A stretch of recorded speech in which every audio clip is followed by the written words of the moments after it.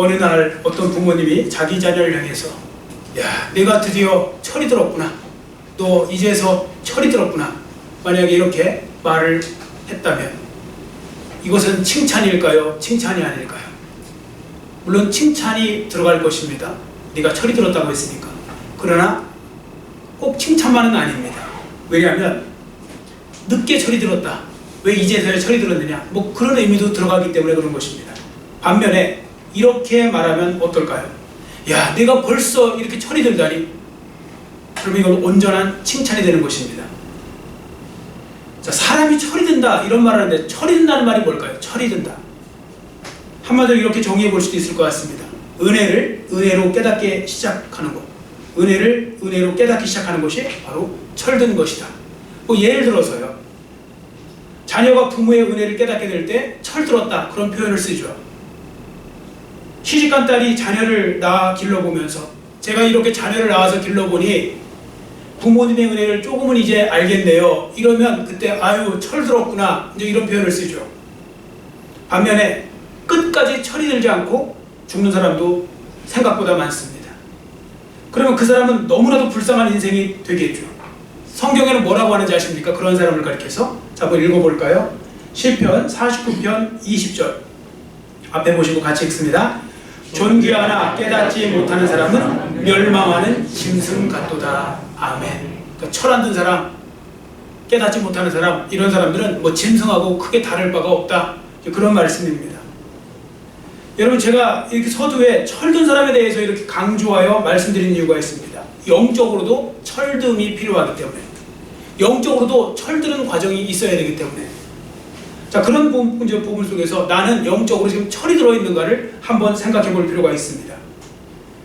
영적으로 철이 들어있지 않는 사람들은 그럼 어떤 사람을 가리킬까요?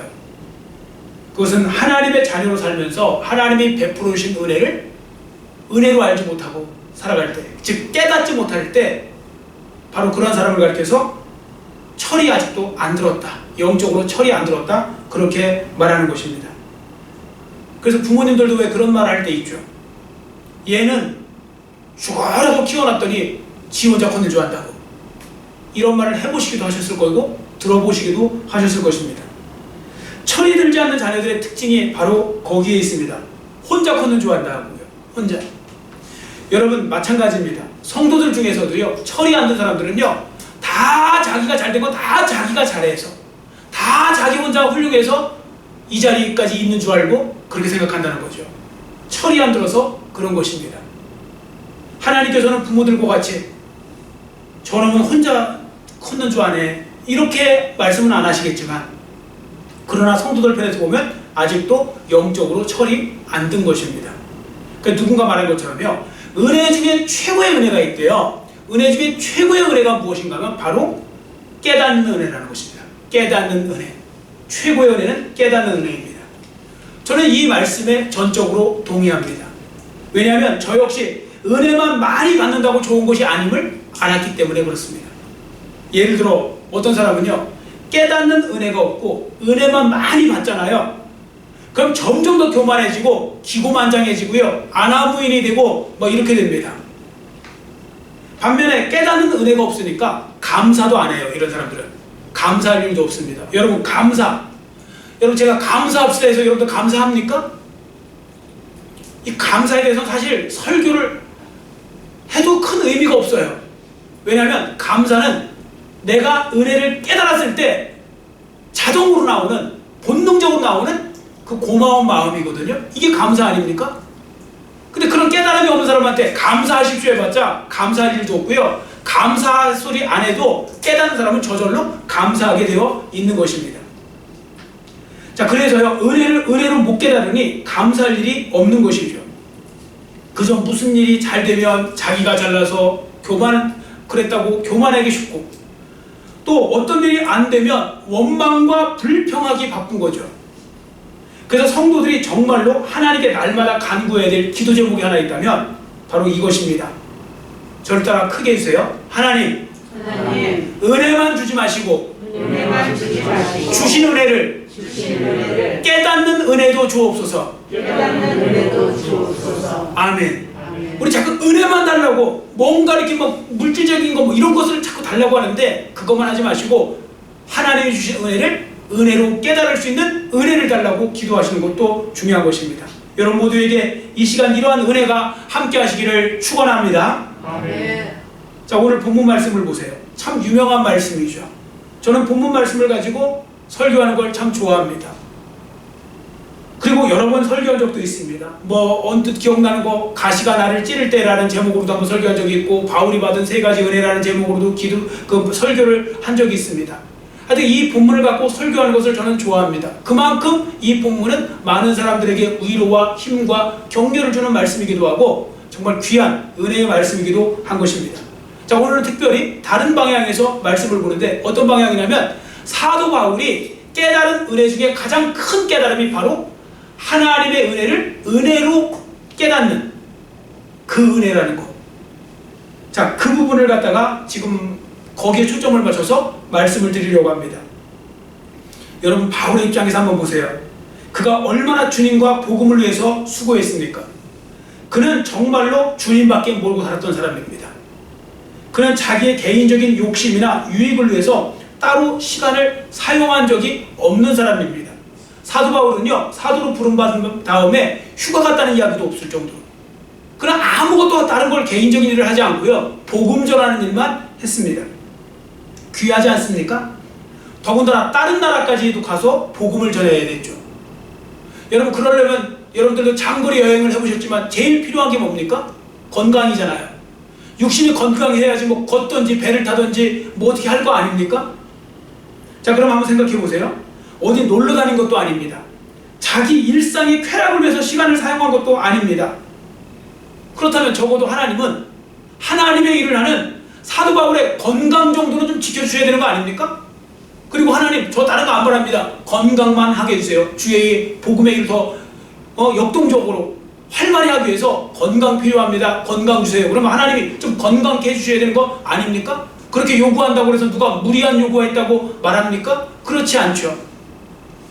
자, 본문 그런데 7절에 보세요.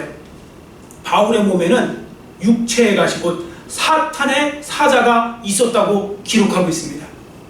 육체의 가시, 즉 사탄의 사자가 무엇인가 하면 정확하게는 모릅니다. 학자들의 추정에 의하면 바울이 육신에 가지고 있었던 질병이라고 생각합니다. 뭐 가장 흔한 예는 안질이 될 수도 있고요. 안질.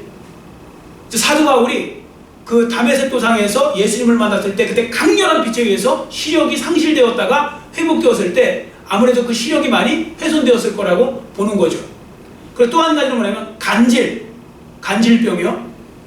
자, 이런 부분들을 많이 이야기하거든요. 어떤 사람은 말라리아를 이야기도 하고 그러는데 뭐 정확하게는 모르겠습니다. 그러나 중요한 건 바울이 볼 때 육체 가시가 될 정도로 그렇게 많이 힘들었던 거, 자기의 복음 사역에 많이 어떤 방해가 되었다고 생각하는 그것이 있었다는 거죠. 가시와 같은 존재라고 생각할 정도였으니까요. 자, 그래서 사도 바울이 사람 아닙니까? 사도 바울은 우리랑 똑같은 사람입니다. 그래서 그는 하나님께 간절히 그 병에서 해방시켜달라고 기도를 합니다. 왜냐면 나한테 지금 복음 전하는데 불리하다고 생각하니까 하나님 앞에 그렇게 기도할 수 있는 거죠. 자, 8절 우리 한번 같이 읽겠습니다. 8절 말씀 같이 읽습니다. 이것이 내게서 떠나가게 하기 위하여 내가 3번 주께 간구하였더니 아멘. 이 말씀에서 보시는 바와 같이 사도 바울은 자신의 병을 고쳐달라고 최선을 다해서 기도합니다. 가장 간절히 기도합니다. 3번 기도했다는 말은 정말 3번 기도했다는 말이 아니라 3이라는 숫자는 완전 숫자로서 바로 이 부분은 최대한 기도할 만큼 기도했다 그 말입니다. 이와 같은 사도 바울은 자신에게 생겨난 이 육체의 가시로 인해서 괴로웠습니다. 그는 자기에게 전혀 도움이 되지 않는 이 불편한 존재, 방해물이라고 생각했습니다. 육체의 가시를, 자기 몸에 있는 병은 자기의 사역에 도움되는 것이 아니라 오히려 방해가 되는 것으로서 고침받아야 되고 해결받아야 될 거로 생각한 것입니다. 자, 그래서 그는 간절히 기도했죠. 근데 본문에 보시면 하나님께서 바울에게 이렇게 대답하시는 것을 보게 됩니다. 자, 9절 말씀을 우리 한번 같이 큰 소리로 읽겠습니다. 9절 같이 읽습니다. 나에게 이르시기를 내 은혜가 내게 족하도다. 이는 내 능력이 약한 데서 온전하여짐이라 하신지라. 그러므로 도리어 크게 기뻐함으로 나의 여러 약한 것들에 대하여 자랑하리니 이는 그리스도의 능력이 내게 머물게 하려 함이라. 아멘. 우리는 이 말씀을 통해 알게 되는 것이 있습니다. 사도 바울은 조금 전 말씀드린 대로 그도 육신의 질병에 들었을 때 그 질병은 방해의 역할을 하는 것이지 유익이 있다고 생각을 하지 않았던 것입니다. 그런데 하나님의 이 말씀을 듣고 났더니 비로소 깨닫게 된 것이 있는데, 자기에게 주어진 불편한 것이요 방해의 무려라고 생각했던 이 육체의 가시가 사실은 자기에게 유익이 되는 하나님의 은혜의 방편이었다는 것을 깨닫게 된 것입니다. 적어도 두 가지를 그래서 깨달아요.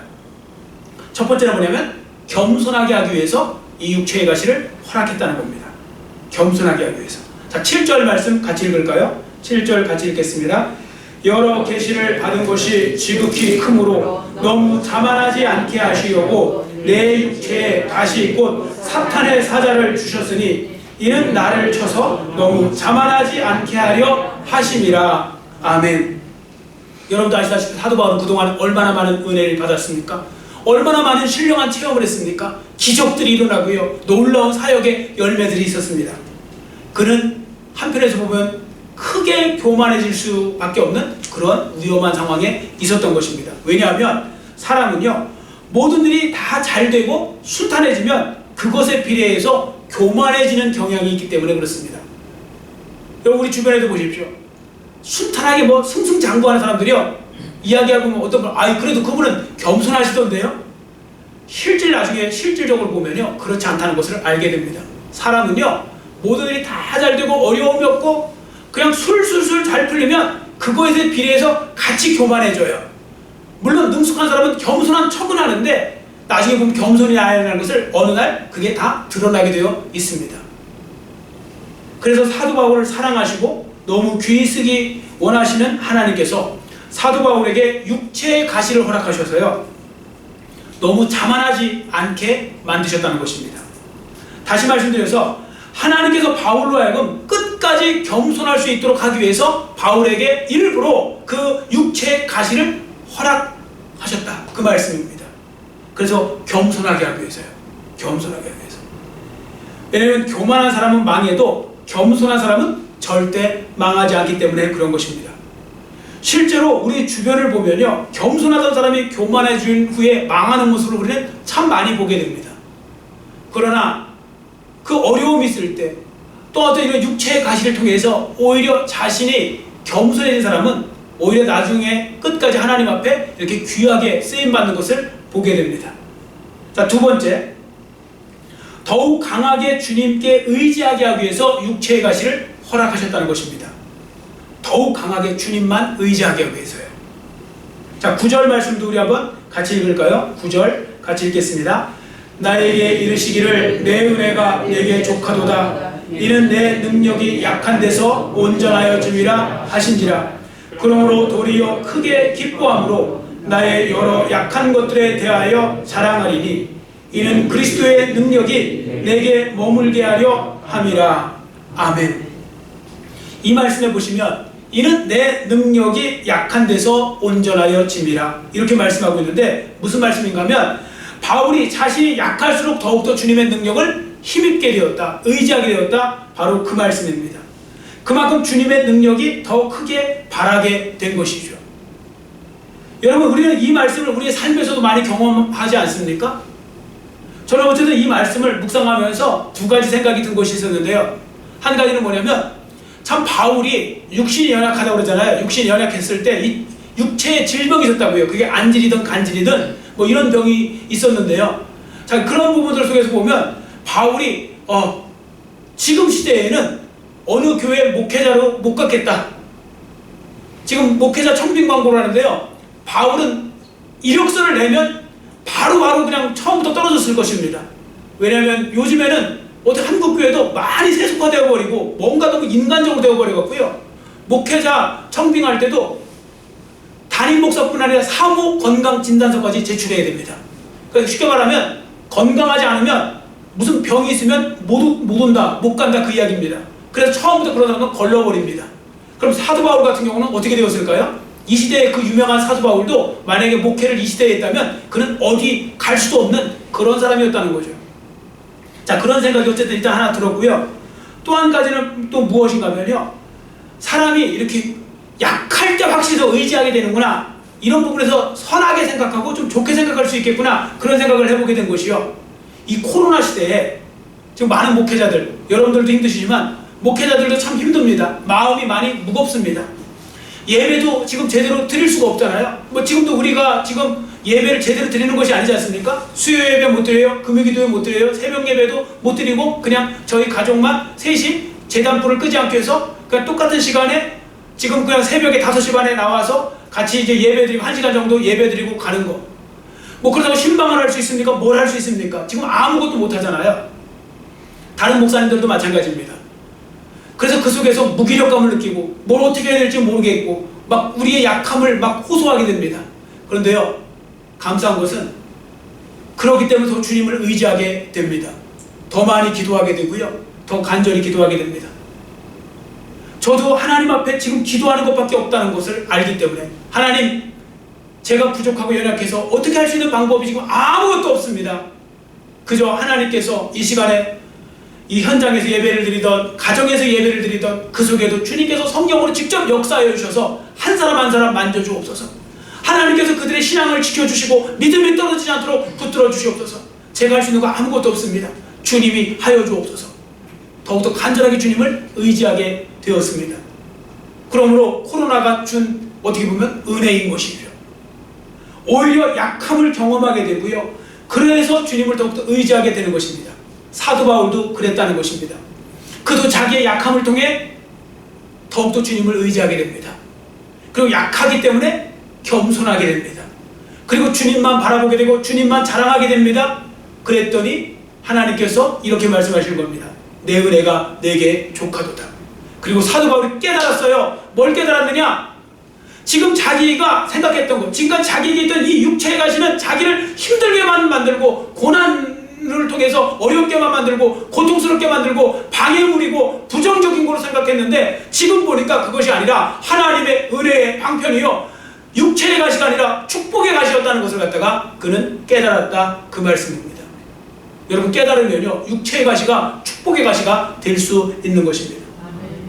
그러자 이제는 사도 바울의 생각이 바뀌게 됩니다. 자신의 몸에 있는 육체의 가시에 대한 보는 관점이 이제 180도 달라집니다. 자, 어떻게 바뀌었는지 읽어볼까요? 10절. 본문 10절 같이 읽겠습니다. 그러므로 내가 그리스도를 위하여 약한 것들과 능욕과 궁핍과 박해와 곤고를 기뻐하노니 이는 내가 약한 그때의 강함이라. 아멘. 사실 이 말씀을 깨닫기 전에 사도 바울도 고난받고 곤고, 박해, 능욕, 여러 가지 약한 것들 있었지 않습니까? 그것에 대해서 사도 바울조차도 그걸 좋게 생각했던 것은 아닙니다. 그래, 십자가를 지는 마음으로 힘들어도 어쩌겠어, 그냥 고통스러워 참고 나가야지, 이렇게 생각했습니다. 그런데 깨닫고 보니까요, 그 모든 것이 바로 나로 하여금 하나님께서 겸손하게 하고 더욱더 주님을 의지하게 만들기 위해서 주신 것이구나, 은혜의 방편이구나, 축복의 가시구나 생각하니까 그게 기뻐지더라는 것입니다. 그것을 기쁘게 여기게 되었다, 바로 그 말씀입니다. 여러분, 이렇게 깨닫는 것이 중요합니다. 깨달으면요, 나의 저주였다고 생각하는 것이 축복이 될 수 있고, 어떻게 깨닫냐에 따라서 전혀 해석도 달라지는 것이에요. 사실 사도 바울 역시 그런 생각 안 했겠습니까? 근데 기도하면서 이 모든 것이 하나님의 은혜인 줄 깨닫게 된 것이고, 그러자 자기가 당한 이 모든 어려운 상황조차도 기쁨으로 받아들일 수 있게 되었다, 그 말씀입니다. 그래서 사도 바울은 기쁨이 넘쳤고요, 하나님께 진심으로 감사하게 됩니다. 그러자 하나님께서는 감사와 기쁨이 넘친 사도 바울에게 또 다른 기적과 은혜를 마음껏 부어주실 수 있으셨던 것입니다. 여러분, 이 상에서 보신 바와 같이 은혜는 깨달을 때 비로소 진정한 은혜가 되는 것입니다. 이렇게 은혜를 은혜로 깨달을 때 비로소 진실한 감사도 나오겠죠. 여러분, 한번 자기 자신을 가만히 들여다보세요. 여러분에게 지금 일어나고 있는 일들 중에 여러분 얼마만큼 은혜를 깨닫고 얼마만큼 감사하고 있습니까? 이 코로나 시대를 살아가면서 여러분들 얼마나 지금 감사가 더 넘치십니까? 이전보다? 깨닫는 은혜가 있으십니까? 그렇지 않다면 여러분들 한번 자기 자신을 돌아볼 필요가 있습니다. 솔직히 너무 많은 분들은요, 은혜가 은혜인 줄 모르고 축복이 축복인 줄 모르고 살아가고 있습니다. 제가 이 말씀과 관련하여서 읽었던 그 은혜스러운 말씀을 한번 좀 읽어보려고 하는데, 좀 드리려고 하는데 한번 잘 들어보십시오. 걸을 수만 있다면 더 큰 복은 바라지 않겠습니다. 지금 누군가는 그렇게 기도하고 있습니다. 설 수만 있다면 더 큰 복은 바라지 않겠습니다. 누군가는 지금 그렇게 기도하고 있습니다. 들을 수만 있다면 더 큰 복은 바라지 않겠습니다. 누군가는 지금 그렇게 기도하고 있습니다. 하나님, 볼 수만 있다면 더 큰 복을 바라지 않겠습니다. 하나님, 말할 수만 있다면 더 큰 복을 바라지 않겠습니다. 누군가는 지금 그렇게 기도하고 있습니다. 살 수만 있다면 더 큰 복은 바라지 않겠습니다. 생명만 살려주옵소서. 누군가는 지금 그렇게 기도하고 있습니다. 하나님, 한 달만 더 살게 해주세요. 누군가는 그렇게 기도하고 있습니다. 놀랍게도 누군가의 간절한 소원을 나는 지금 다 이루면서 살고 있습니다. 누군가가 그렇게 간절히 기도하는 것을 지금 나는 내 삶 속에서 다 지금 이루고 살고 있습니다. 놀랍게도 그 누군가가 간절히 기다리는 그 기적이 내게는 일상이 되고 있습니다. 부자가 되지 못해도, 빼어난 외모는 아니어도, 지혜롭지 못해도 내 삶에 날마다 감사하겠습니다. 날마다 누군가의 소원을 이루고 날마다 기적이 일어나는 이 나의 귀한 하루를, 나의 삶을 나는 이제부터 사랑하겠습니다. 내 삶, 내 인생, 이제는 어떻게 해야 내가 행복할 수 있는지에 대해서 고민하지 않겠습니다. 그저 내가 얼마나 행복한 사람인지를 날마다 깨달아 가겠습니다. 하나님의 은혜만 구하는 것이 아니라 주신 은혜를 깨달아 가겠습니다. 나의 하루는 기적입니다. 나는 행복한 사람입니다. 이전에도 말씀드렸지만요, 어떤 엄마가 이 말을 해놓고 굉장히 부끄러웠대요. 그 사람들 앞에서요. 자기는 정말 경제적으로 부담해 가는 거예요. 애가 얼마나 그냥 막 극성 맞은지요. 하도 이렇게 그냥 막 극성 맞아갖고요, 신발이 남아나질 않아요. 신발이. 그래갖고 그냥 우리 쟤는 뭐 얼마나 저기 극성 맞은지 신발이 남아나져갖고 도대체 신발값을 대려면 힘들어 죽겠다고 막 이제 그렇게 이야기를 했는데, 갑자기 어떤 어머니가 우울하게 이렇게 말씀하시더래요. 저는 신발 매일 사줘서 오니까 우리 애가 걸을 수만 있으면 좋겠네요. 아파서 지금 걸을 수가 없는 그 사람한테는 신발 달는 게 축복이라는 걸 갖다가 본인은 몰랐던 거죠. 그 깨닫는 거예요. 깨달으면 저주 같은 것도 축복이 될 수 있고요, 부정적인 생각이 긍정적인 생각으로 바뀌어 갈 수 있는 것입니다. 여러분, 다시 한번 말씀을 드립니다. 은혜는 깨달음에서 오는 것입니다. 그래서 깨달으면 감사가 되는 거고요, 못 깨달으면 원망이 되는 것입니다. 여러분, 가만히 성도들의 삶을 들여다보시면 지금까지 헤아릴 수 없는 은혜를 받았음에도 불구하고 그냥 입만 열면 저는 은혜 받은 게 없어요, 은혜 받은 게 없어요, 이렇게 말씀하시는데, 여러분, 하나님의 은혜가 내게에서만 비껴갔다고 생각하시면 안 됩니다. 하나님은 각자 다른 방향으로 은혜를 주십니다. 그 은혜를 못 깨달았을 뿐입니다. 그 받은 은혜를 깨닫지 못하고 있을 뿐인 것이죠. 그러므로 여러분과 제가 해야 할 일이 있습니다. 앞에서 말씀드린 바와 같이 하나님께 은혜를 깨닫는 은혜를 달라고 기도하는 것입니다. 성경에 보시면 하나님께서 성도들로 하여금 은혜를 은혜로 깨닫게 하시는 방법들이 기록되어 있는데, 그 중에 한 말씀이요, 고린도전서 2장 12절 말씀입니다. 앞에 보시고 고린도전서 2장 12절 같이 읽겠습니다. 우리가 세상의 영을 받지 아니하고 오직 하나님으로부터 온 영을 받았으니 이는 우리로 하여금 하나님께서 우리에게 은혜로 주신 것들을 알게 하려 하심이라. 아멘. 여기 보시면 하나님께서 우리에게 은혜로 주신 것을 알게 하는데 누구를 통해서요? 하나님이 보내신 영, 즉 성령을 통해서 하신다는 겁니다. 즉 성령께서 하신 일이 바로 뭐냐면 우리에게 구원의 은혜를 깨닫게 하시고 일상생활에서의 은혜를 깨닫게 하시고 하나님의 은혜를 깨닫게 하는 역할을 한다는 것입니다. 그래서 제가 지난주에도 성령을 소멸하지 말고라고 그 설교를 한 이유가 있습니다. 여러분, 지금 이 코로나 시대 때는 더 성령의 인도하심을 받으셔야 됩니다. 어차피 지금 교회에서 서로 지금 분리돼서 예배드릴 수밖에 없고 서로 만나지도 못하고 어떻게 어렵잖아요. 그런데 이런 때 더 필요하신 분이 바로 성령 하나님이십니다. 성령님을 통하여 깨닫고 깨달으면서 하나님의 은혜를 깨달으면서 감사가 넘치면서 기쁨이 넘치는 그런 삶을 사는 것이 중요한 것입니다. 그래서 이런 이야기가 있습니다.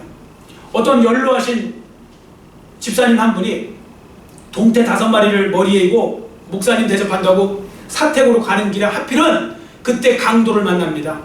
강도에게 머리를 세게 얻어맞고 가방을 빼앗기고 기절을 했습니다. 자녀들이 병원으로 몰려와 기절하신 어머니 깨어나기를 기다리는데 며칠 만에 깨어나시는데 그때 자녀들이 막 화도 나고 시험도 들고 그래갖고요. 목사님한테도 화가 나고 하나님께도 원망이 들고 그랬답니다. 아무리 보아도 하나님 안 계신 것 같고, 그러니까 어머니가 이제 앞으로 교회 못 나가게 하셔야 되겠다고 뭐 그랬대요. 그러는 중에 며칠 뒤에 어머니가 깨어나시고, 그리고 어머니가 그 모든 사실을 그 이야기를 들은 후에 눈물을 흘리시면서 자녀들의 손을 잡고 이렇게 말씀하셨다고 합니다. 얘들아, 동태 5마리가 강목을 대신하여 맞아 주었기 때문에 내 머리가 그래도 부서지지 않고 이제는 깨어날 수 있었지 않느냐. 그러니까 주님의 은혜와 도우심에 감사하자. 여러분, 깨닫는 사람은 맞는 사람이 맞는 사람도 깨달으면 은혜가 되고요, 자기가 맞지 않은 사람도 깨닫지 못하면 그거 원망과 불평거리밖에 되지 않는 것입니다. 정말로 은혜의 깨달음이 무엇인지를 분명히 아시는 집사님이라고 할 수 있죠. 여러분, 하나님의 은혜로 깨닫는 축복이 함께 하시기를 축원합니다. 그래서 여러분과 저의 입속에서 다음과 같은 은혜스러운 말들이 많이 생겨나기를 원합니다. 한번 저를 따라해 주시기 바랍니다. 그래서 그렇게 된 것이구나. 아멘. 이런 소리가 많이 나오셔야 돼요. 그래서 그렇게 된 거구나. 이게 깨달았을 때 나오는 거 아닙니까? 여러분들 기도하다 보면 깨달으시잖아요. 그때 그 일이 그래서 그랬구나. 그분이 그래서 그렇게 한 거구나. 내가 오해한 거구나.